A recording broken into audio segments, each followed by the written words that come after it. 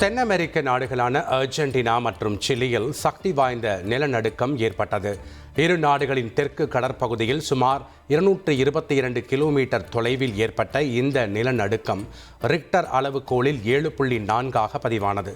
நிலநடுக்கத்தை தொடர்ந்து சுனாமி எச்சரிக்கை விடுக்கப்பட்டதால் மக்கள் அச்சமடைந்தனர். மேலும் வீடுகளை விட்டு வெளியேறி வீதிகளில் மக்கள் தஞ்சமடைந்தனர். பிரிட்டன் அரச குடும்பத்துடன் இணக்கமாக இருக்க விரும்புவதாக இளவரசர் ஹாரி தெரிவித்துள்ளார்.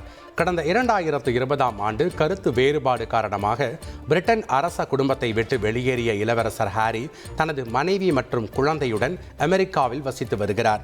இந்நிலையில் அரச குடும்பத்துடன் சமரசம் பேச விரும்புவதாக கூறியுள்ள இளவரசர் ஹாரி, பாதுகாப்பு விவகாரத்தால் அரசரும் தனது தந்தையுமான சார்லஸ் பேச மாட்டார் என கூறினார்.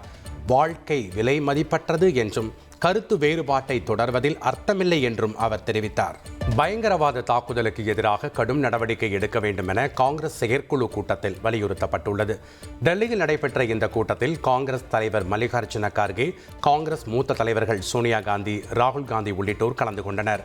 கூட்டத்தில் பஹல்காம் பயங்கரவாத தாக்குதல், சாதிவாரி கணக்கெடுப்பு நடத்த மத்திய அரசு ஒப்புதல் அளித்திருப்பது உள்ளிட்ட விவகாரங்கள் குறித்து ஆலோசிக்கப்பட்டு பல்வேறு வலியுறுத்தல்கள் முன்வைக்கப்பட்டன. செய்திகளை உடனுக்குடன் தெரிந்து கொள்ள உடனே சப்ஸ்கிரைப் பண்ணுங்க.